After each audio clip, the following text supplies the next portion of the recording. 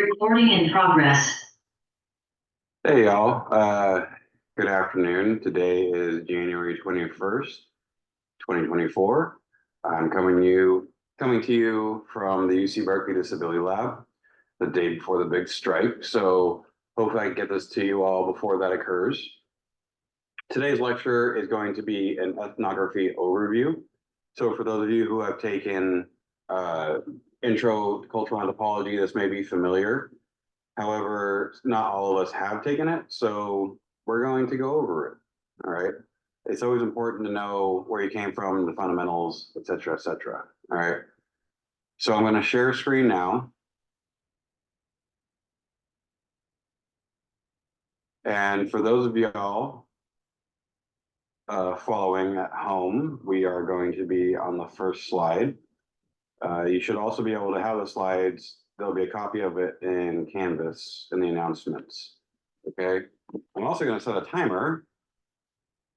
Ooh, Bucks and Lions are tied at 17. So for those of y'all who are in the future, I guess we get to know who wins.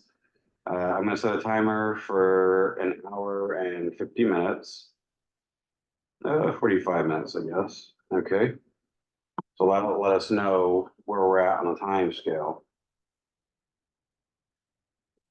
So this is a journey from the armchair to the field, right?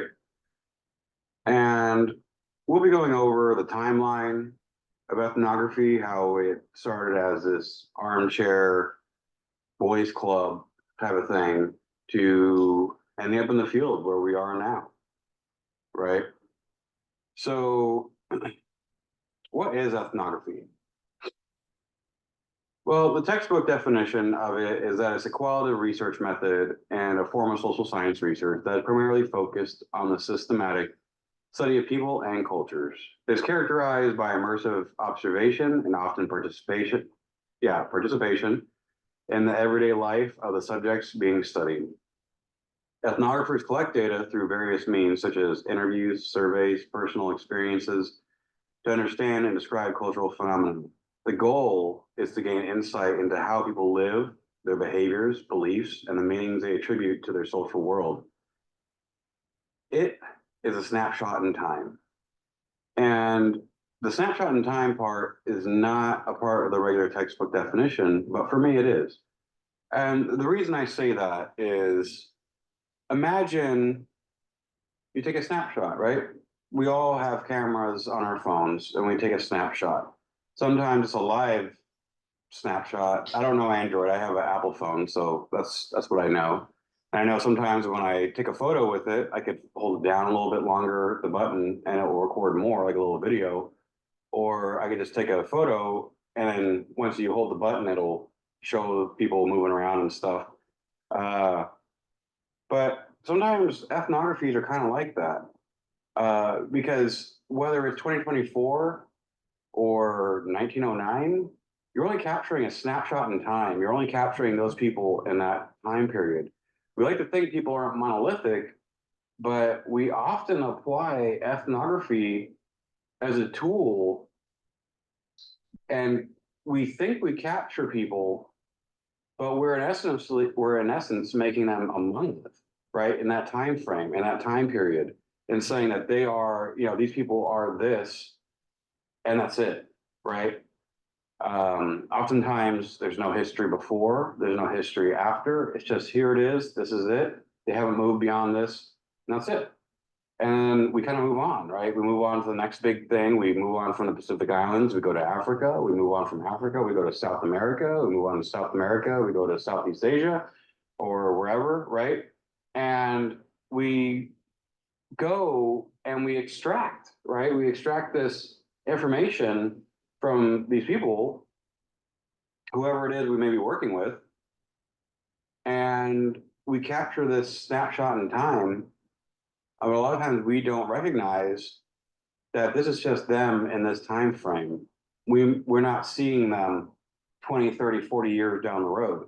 And that's something I experienced in my own research, right? Where Dr. Laura Thompson, who worked with a lot of big name anthropologists. Like Kroeber was her advisor, right? And Kroeber was the one that founded the anthro department here at UC Berkeley. He was also a student in Boaz, et cetera, right? He's the one, and we'll go over a little bit about him later on. But it's fascinating. You know, she captured the Chamorro folks back in the 40s, right? She captured them in this ethnography, uh, Guam and its people, right? But then after that, that was kind of it. And I feel there's a lot of political reasons why it was just kind of left that way, Guam being a US territory and whatnot. And a few people have done some work on Guam, but it's like a lot of one-off things, right? Like some people will show up, they'll do an article or two, and then they'll leave, right? Or they might write a book and then they'll leave. It's something that I've noticed a lot of times with our discipline, and it's okay to, of course, have different interests. It's healthy to do that. But then when we extract from people and we just kind of leave it at that, I feel that's definitely a legacy of the Colonial Project, and that's something we'll be also going over during the course, during the semester. The second part of the slide, ethnography is significant in cultural and social research for its in-depth, immersive approach to understanding human behavior and culture. It allows researchers to observe and interpret the everyday life and practices of people within their natural settings, providing rich and contextual insights. This methodology is crucial for uncovering the meanings, beliefs, and social norms of different groups, leading to a deeper understanding of the complexities of human societies. By emphasizing, by emphasizing participant observations and direct engagement, ethnography fosters a nuanced, empathetic understanding of diverse cultural perspectives essential for effective cross-cultural research and analysis. And I told you I'm pretty big on the dad jokes. There is a chair in the field, right? That's what we had on the first slide and the second slide. This next quote is from Nancy Shepard Hughes. It's from Saints, Scholars, and Schizophrenics, which is the book that y'all should have been reading.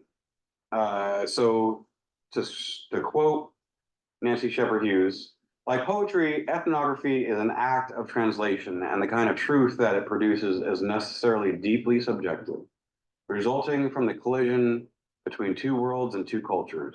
And so they question often posed to anthropologists / ethnographers about the dangers of losing one's objectivity in the field is really quite beside the point. Our task requires of us only highly disciplined subjectivity. There are scientific methods and models appropriate to other ways of doing anthropological research, but ethnography, as I understand it, is not a science. Like any other form of translation, ethnography has a predatory and rightfully motive to it. It is not done for nothing in an entirely disinterested way. It is to help us understand something. Anthropologists are at the mercy of those who agree to take us in as much as they are at our mercy in the ways we represent them after the living and living with period is over. So I definitely agree with Nancy Shepard Hughes on quite a few tenets of what she brought up here, right? And Nancy is writing this back in like the 70s, 80s, right? And so there's different approaches that's here. One big thing as an ethnographer is we're supposed to be subjective, right? And that's why things like me search are so frowned upon, because how can we be subjective if it's something so close to us, right? As somebody myself who, has roots in the Pacific Islands and who has roots in a lot of different places and other things, as being like a disabled person, being a veteran, right? I guess I'm breaking all the rules because I am working with communities that I am a part of, communities that I have roots in, right? And essentially, I'm breaking a lot of the tenets that Nancy Shepard Hughes brings up. But at the same time, it feels for me the right thing to do. And for me, it feeds my desire to continue to work with these communities, because I think one of the big things of being quote unquote subjective is we can be subjective and still conduct research, right? We can still understand where we sit as ethnographers and where we sit in our own thoughts and our own personal moral and political beliefs, right? And that's something that we'll be going over too, right? Because there's people that I work with, often in my ethnographies that I don't agree with politically or morally, but I'm not there for that. I am there to learn, to understand, and to co-produce with these people that I'm working with, right? And for me, it's Chamorro veterans. Uh, so that's Nancy Shepherd Hughes' take on it. And I've honestly found it to be the most 70s take, this is obviously Nancy Shepherd Hughes is writing this, years ago now at this point. She's professor emeritus. And don't ask me to pronounce it again. I won't be able to get it. I can't roll my R's to save my life. But in the time that Nancy wrote this is going back to the idea of the snapshot, right? She's writing this from the perspectives of anthropology and ethnography in the 70s, right? Where things are becoming more reflective. Things have changed. They're starting to move towards working with communities than just simply extracting. So we're also getting to see a snapshot in time of ethnography, right? Next slide. Timeline of ethnography. And another chair in the field, right? So the early days of armchair ethnography, right? Armchair ethnography is and was an early form of ethnographic study where researchers drew conclusions about other cultures and societies without direct field-based experiences. This approach often relied on secondhand accounts, travel reports, or documents written by explorers, missionaries, and colonists. Armchair ethnographers typically did not engage directly with the culture they were studying, leading to a lack of empirical data and sometimes resulting, honestly, I wouldn't say just sometimes, I would say often resulting in generalized or biased conclusions, which equals stereotypes. This method contrasts sharply with modern ethnographic practices, which emphasize immersive fieldwork and direct observation. So two very well-known armchair anthropologists, Edward Burnett Tyler, was known as the founder of cultural anthropology, or one of them, I should say, authored the book Primitive Culture in 1871, developed the concept of cultural evolution, and relied on secondary sources without fieldwork. The next is James Fraser, who wrote The Golden Bough, studied mythology and religion comparatively, and worked based on literary and historical texts, lacked direct empirical field research, right? So imagine back in the late 19th century, so this is, 1860s, 1870s, right? 1890s. People are basically just sitting in, if you ever watched or read like Sherlock Holmes, right? You have a lot of, sometimes often Sherlock Holmes' brother, Mycroft, would be sitting in was it the Dionysus Club, right? Or Club Dionysus or whatever it is. I can't remember it off the top of my head, but he would sit in there and there'd be a whole bunch of other dudes sitting in there smoking cigars, smoking pipe tobacco. Right, this is long before the days of smoking weed. So pipes were definitely tobacco pipes back then. And they'd sit there and ponder the days, ponder all this stuff, right? And that's essentially what armchair ethnography was, right? You had these dudes sitting in these cigar lounges or these pipe lounges, gentlemen lounges, I guess you could say. And they'd just be sitting there talking, right? And if you read some of these books that they wrote, it is like, wow, and I don't mean wow in a good way, but I just mean wow in an ass backwards type of way, right? Where you have these people who are basically reading these texts, from missionaries, explorers, etc., making assumptions about people they've never met, from the nice comfort of their nice wingback chair, right, as they puff on their pipe. And they're sitting there passing judgment on these people and yet writing texts about these people. And, colonial governments and other places are making decisions based on these texts, right? Uh, Creating policies based on these texts that these anthropologists, these armchair ethnographers wrote about, right? Who never met these people, not in a day, and essentially created ways to enslave or indenture or create policies in terms of which ones make the best laborers, right? I remember my first bout at college. I was decided to go to a community college. This was long before I joined the military, and I found a book, and it was written in about this time frame, and it was talking about which type of Pacific Islanders made the best, indentured servants, essentially, right? Like which ones and how you can manipulate them. And going through it had gone through the historical documents that had been from the missions and the different missionaries that had been there. And it goes on and on about how you could manipulate different type of Pacific Islanders or Southeast Asian people through their families, or which actions would manipulate them into servitude. It was just ridiculous, right? But this is what, this is a part of the colonial legacy of ethnography and anthropology. It is disgusting, but it's true. Um, and a frustrating part of it, right? I don't want to say this is how far we've come, but essentially that's what anthropology in the past and ethnography in the past was used for, right? It was used as a form of institutional violence. It was used as a way to carry out violence against indigenous peoples. And sometimes it is now too. And that's something we'll be talking about later. All right. Next slide.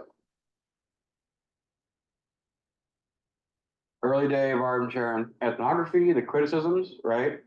Lack of direct observation. Yeah, so basically this dude sitting on a chair is going to be, totally making observations without even ever seeing somebody. Often relied on secondhand accounts. We already went over that. And didn't engage in direct field work. Over reliance on reports by non-anthropologists. So, not that you have to be an anthropologist to know people, but oftentimes you have people who weren't anthropologists making reports, right? It'd be just travelers, colonialists, missionaries, traders, and they weren't trained in ethnographic methods or ethics, or for that matter. Ethnocentric bias. Early armchair anthropologists often characterize everything in a Euro/Western centric worldview, right? Such as the West is the best, and basically whoever isn't the West or whoever isn't acting in this type of attitude of the West is, primitive, essentially, right? Quote unquote primitive. This led to interpretations of other cultures through a lens that prioritized Western norms and values, often resulting in skewed or ethnocentric conclusions. Speculative and theoretical nature without empirical data from direct field work. Many theories and conclusions drawn by armchair anthropologists were speculative. This lack of empirical grounding often led to inaccurate or overgeneralized theories about human societies and cultures. Misinterpretation and misrepresentation. The absence of direct engagement with the subjects of study increased the risk of misinterpretation and cultural misrepresentation. This sometimes perpetuated stereotypes of misunderstanding about other cultures. And let's take out of this sometimes, let's just say always. I mean, because really, it really did. I would say more often than not, I at least give it like an 80, I don't know, what constitutes always? Does it always have to be 100%? Can anything be over 90 be an always? I would figure it's always an always, because I mean, what's the possibility that you're going to get it right when you don't even meet these people? You know, limited cultural understanding. Armchair anthropology lacked the depth of understanding that comes from immersive fieldwork. As a result, this often failed to capture the complexities and nuances of different cultures, which is true, right? But that doesn't mean that always being in the field is going to get it right either. Okay. This leads us into something that I like to call a positivist legacy, right? And this is what going back to before, what, excuse me, I'm still getting over my cold. Subjectivity versus neutrality, what Nancy Shepherd Hughes was talking about, right? With subjectivity, early ethnographers, or excuse me, early ethnography and subjectivity.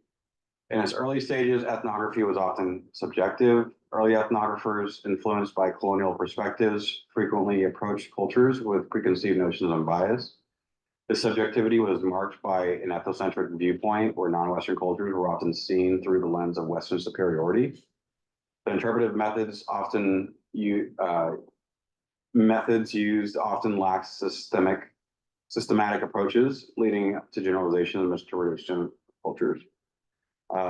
In the photo, you see the explorer, right? The Western explorer with the hat. He has his little, I'm not sure what type of rifle. It looks like a repeating rifle, lever action more than likely. Yep. And he's ready to go out in the field, right? Because that's what it was, right? It's thought to be super super exciting back then. Shift towards neutrality and objectivity. As ethnography evolved, there was a shift towards a more neutral, objective approach. Influenced by positivist principles, this shift was marked by rigorous methodology, systematic data collection and analysis. Ethnographers began to emphasize empirical evidence and replicable research methods. The role of ethnographer evolved to be more of an observer than a participant, striving to maintain neutrality and avoid influencing the culture being studied, right? Because to be subjective, and this was also something that early anthropologists and ethnographers were trying to do, was trying to claim anthropology and ethnography as a hard science, right? And what do you need to be a hard science? Well, you need to be able to be you have to be able to be neutral. You have to be able to use a scientific method approach to it, right? Because they want it to be considered a hard science. And this is actually something you find today in a legacy, right? Where a lot of people don't consider anthropology a hard science, but then some people do consider anthropology a hard science, right? But then we also have several different fields of anthropology, right? We have linguistics, archaeology, cultural anthropology, which has a whole bunch of different subgenres, right? And you also have biological anthropology. And so some of these fields use more scientific methods than others, right? But if you were applying certain things like the NSF, right, it goes under a hard science. So it's really interesting that sometimes we fall under the hard sciences and sometimes we don't fall under the hard sciences at all. Like I said, some of y'all may think one way and some of y'all may think another. Personally, I kind of look at it as, I don't want to say I don't care, but at the same time, I'm just going to go out and do what I do. At the end of the day, whether it's a hard science or not, it all depends on what grant I'm writing for, right? So that's something to keep in mind as well. A lot of times it's like, oh, this grant's only for hard sciences. And then you'll ask them like, hey, well, I'm an anthropologist. Can I be considered for this grant? And they'll be like, yeah. So it's kind of a weird predicament we kind of sit in, but that's also like a legacy of it. Oh, and on that last slide, there was a photo of a very neutral face, not smiling or anything, just kind of sitting there. Continue on the influence of positivism. Positivism is a philosophical theory stating that certain positive knowledge is based on natural phenomena and their properties and relations are as verified by the empirical sciences began to influence ethnography. This led to an emphasis on observable empirical facts and the idea that study should be value-free, focusing on what is rather than what ought to be. Positivism propelled anthropology toward empirical and measurable methods, mirroring the natural sciences. The shift emphasized observation, structured methodologies, and hypothesis testing, reducing subjectivity and speculation. The goal was to establish anthropology as a hard science characterized by objectivity and the search for universal principles governing human behavior. While enhancing the field's scientific rigor, this approach sparked debates about the complexity and interpretivity inherent in studying human cultures. So, yeah, like I said, it's still kind of out, and still kind of interesting debate that we find today. So moving on, we're going back onto the timeline, right? So sometimes it could be like Doctor Who. For those of you who watch it, you know, it could be a little bit of timey-wimey as we move through the slides. So I just wanted to hit on some positivism, right? Because now we move into things of shifting towards field-based ethnography, right? And here we meet ethnographers and anthropologists, you know, Franz Boas and Bronislaw Malinowski. I almost want to call him Coleslaw Malinowski, but you know, whatever.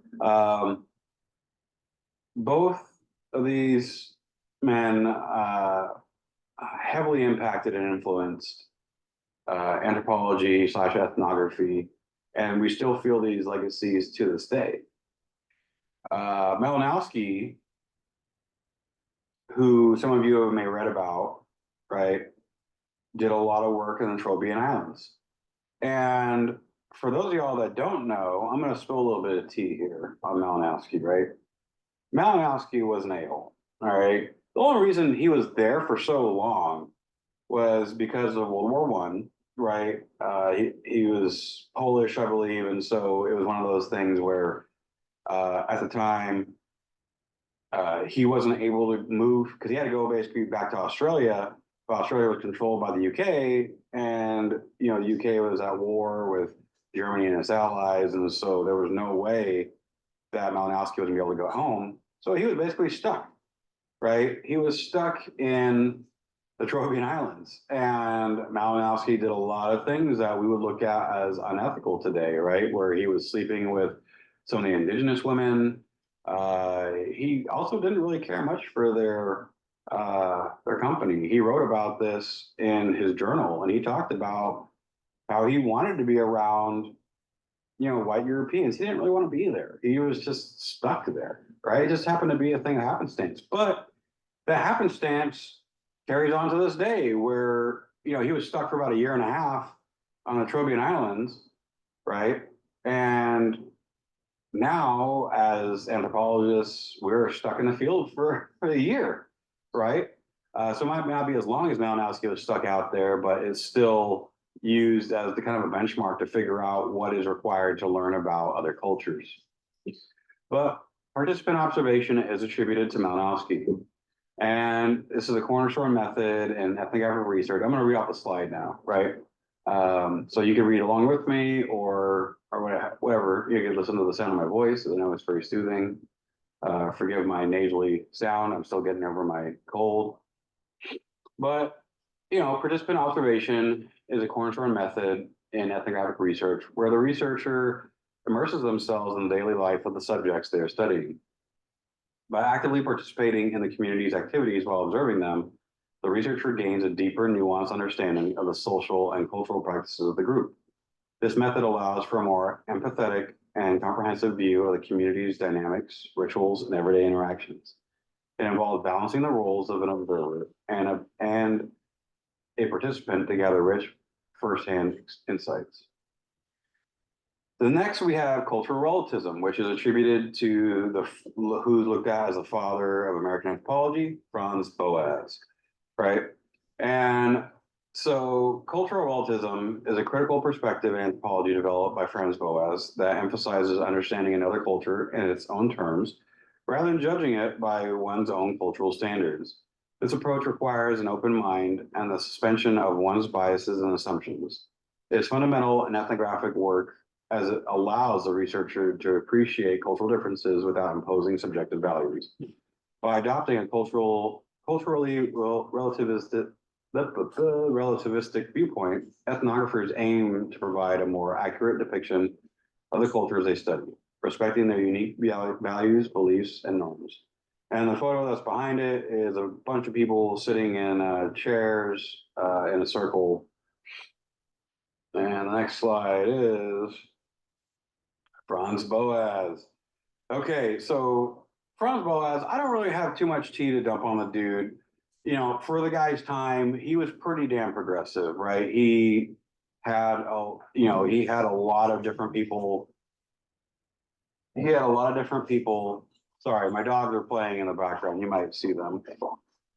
There's Starlin. She has her Nerf ball.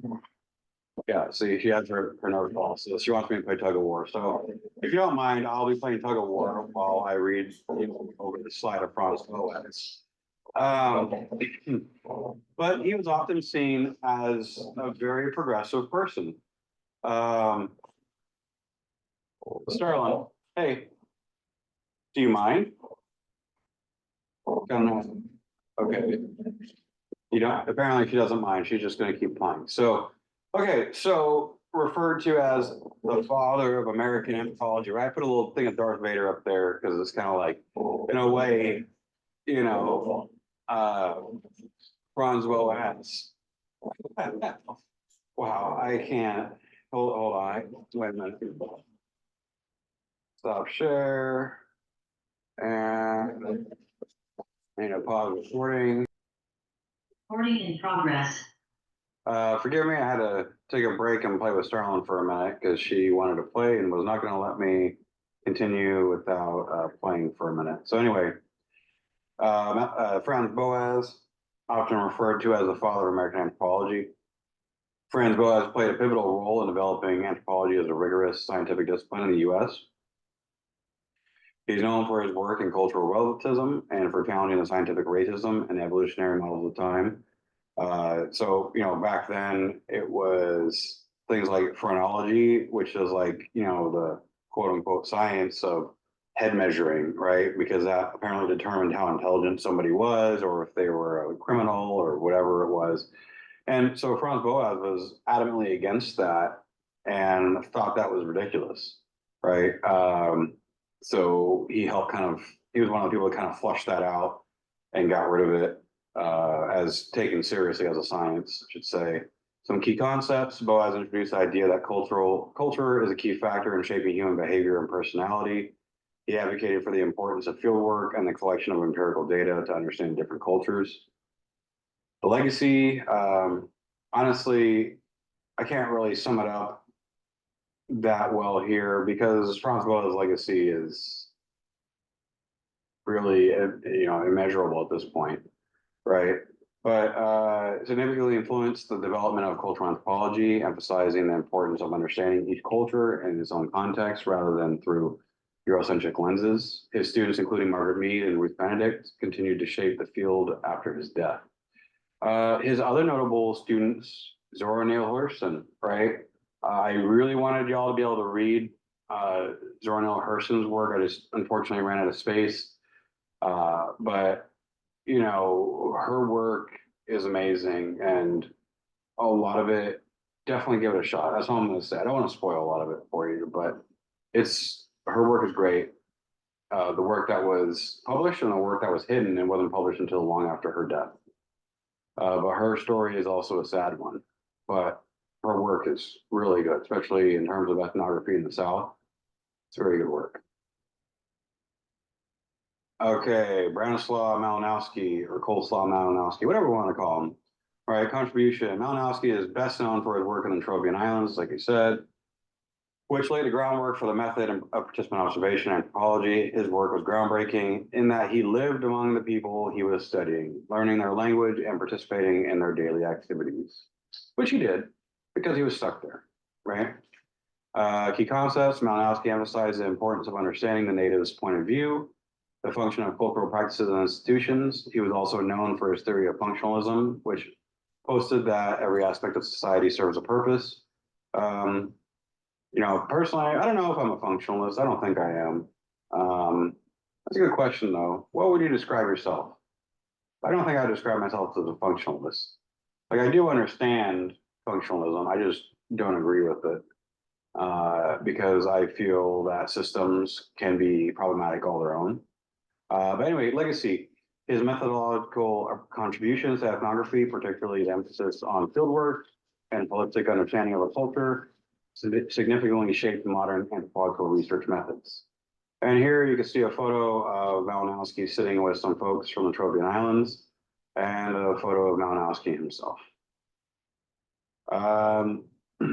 Here's an expansion of ethnographic methods. We come to Margaret Mead, who was a student of Boas. There's also a photo of her in the bottom right corner. Margaret Mead, a student of Franz Boas, significantly diversified ethnographic methods through her immersive fieldwork, particularly in Samoa and Papua New Guinea.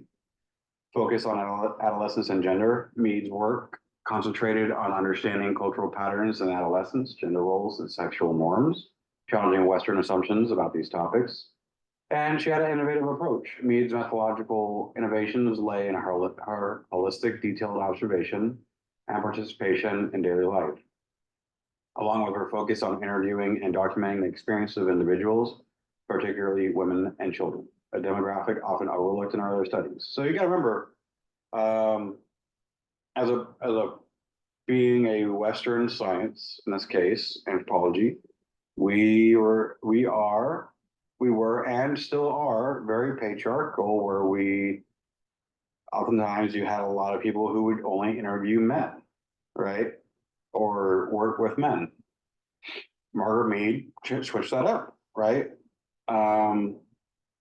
That's one of her key aspects of her work, is that she worked with women and children. Clifford Geertz, at the bottom right corner, you see two roosters getting ready to do a cockfight, right? Yeah, we'll go over that in a second, but interpretive anthropology, Geertz is known for his development of interpretive anthropology. He argued that culture is a system of symbols and meanings, and the role of an ethnographer is to interpret these symbols. One of his huge concepts is thick description, and you'll probably see that throughout your career as anthropologists and ethnographers. His concept of thick description involved not just documenting behaviors, but also interpreting the context, meaning and intentions behind those behaviors to understand a culture deeply. Case studies. Geert's famous works, like his study of the Balinese cockfight, exemplify how detailed ethnographic study of a seemingly small or localized event can reveal larger truths about a society, right?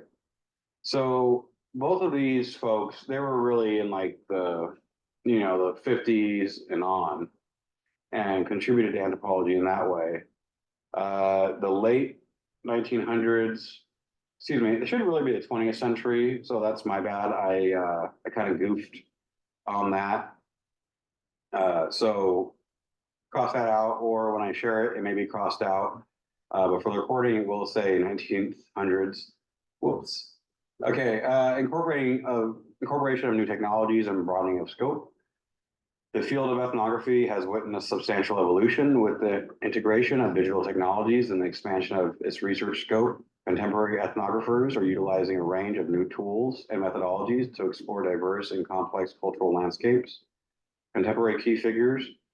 While there are many influential contemporary ethnographers, notable figures include Sarah Pink, who is known for her work in visual and digital ethnography, and Anna Singh, renowned for contributions from multi-species ethnography. So for those of you who have read The Mushroom at the End of the World, that is Anna Singh's work. If you haven't read it, I strongly suggest you read it. It's a really awesome book. I wanted us to be able to read that in this course too, but I had a cut for time. But anyway, it's a really good book if you get a chance to read it. Maybe over the summer break, I'd strongly suggest reading it. Really awesome book.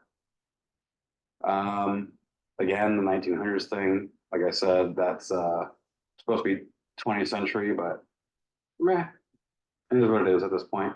Emergence of digital ethnography. Digital ethnography adapts traditional methods for the digital world, studying cultures as they manifest on the internet and in digital spaces.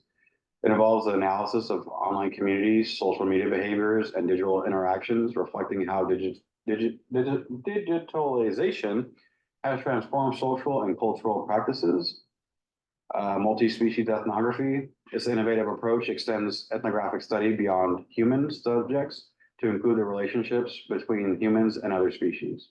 Pioneered by anthropologists, like we said before, Anna Singh, multi-species ethnography explores how diverse species, including plants, animals, and microorganisms, interact with human societies and contribute to shared ecosystems.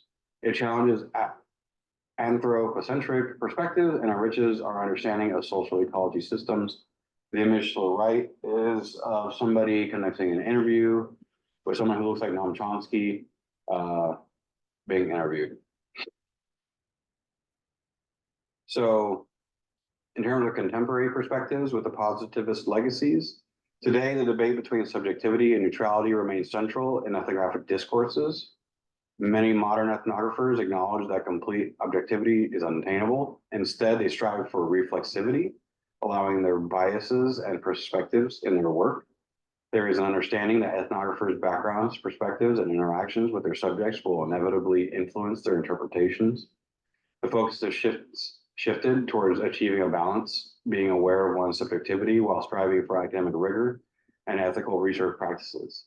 The evolution from subjective to more neutral approaches in ethnography reflects the broader changes in social science methodologies. And this progression underscores the importance of critical self-awareness, ethical considerations, and methodological rigor in contemporary ethnographic research. And these will be things that we discuss and read about and go over the course of the semester, right? Other important figures in ethnography, another student of Boaz is Ruth Benedict, who also worked very, very closely with Margaret Mead. Her work in Pattern of Culture introduced the concept that each culture chooses from the great arc of human potentialities, its unique pattern and themes. Her work has significant impact on the development of cultural anthropology as a discipline. Claude Lévi-Strauss, known for a structuralist approach to anthropology, his theory that myths from different cultures all share a basic structure has deeply influenced the study of myths and narratives. Victor Turner, his work on symbols, rituals, and rites of passage have been influential in understanding social dramas and cultural performances. Turner's concept of social drama and liminality are pivotal in anthropological studies of ritual and conflict. Liminality is something I am particularly interested in. If you want to talk more about that, we can talk about that offline. E. Evans Pritchard, his work among the Nuer and the Azande in Africa was pioneering and understanding how different societies organize themselves and make sense of their world. Alfred Kroeber, another student of Boaz and founder of the Anthro department at Berkeley, is known for his comprehensive work on Native American cultures, particularly those in California. His extensive research contributed significantly to the understanding of and documentation of Indigenous American cultures. He also has a lot of, you may have heard that the building, which was the anthropology building here at Berkeley, got renamed recently from the Kroeber Hall to the Anthropology and Art Practice building. That's largely due to his work with Ishi, where he was working on what they called salvage anthropology, even salvage ethnography, and essentially he was working towards what he thought was collecting Ishi's culture because he felt that Ishi was the last of his kind and he wanted to save it and preserve the culture, right? Once Ishi died, he preserved Ishi's brain and sent it to the Smithsonian because he felt that he was the closest thing that Ishi had to a brother. And that's what apparently brothers do. Anyway, so there's a lot of controversy around that and a lot of issues. And yeah, a lot of older anthropologists fought to keep the name of Kroeber in terms for Kroeber Hall. Personally, I think that's because everything's a snapshot in time, and what these anthropologists were doing during their time was the norm, right? Sometimes maybe it was groundbreaking, but it was still the norm for their time. They may have been seen as progressive for their time, but something that we might look at today and feel as highly, unethical or racist or ableist or sexist, right? And that's just one of those things when we're looking for things at a different perspective in time, it's difficult to do that. Marshall Solins, right? Solins made significant contributions to the understanding of kinship and economic systems and indigenous cultures, particularly in the Pacific Islands. A lot of my work doesn't revolve around Solins, but I do read Solins for my work. He didn't really work specifically on Guam, but he did a lot of work on Hawaii. I have a few bones to pick with Solins myself, but that's for another day and another topic. Nancy Shepherd Hughes, who we opened with. Shepherd Hughes is celebrated for her influential and often provocative work that explores the intersections of poverty, health, and ethics. For those of you who have been reading Saint Scholars and Schizophrenics, just wait till we read The Ire in Ireland, which will be coming up soon. That's next week's readings. So for those of you who are taking community notes, please submit your notes here. Please remember, you can get extra credit for these notes. I know this is a bit short on time. I was hoping it would be a little bit longer, but here we are. Trying to rush to get both of these lectures out to you beforehand. If anything, please hit me up, email me. I can't email back until after the strike is over, but I did make some office hours times. It will be Monday and Tuesdays, 3 to 5.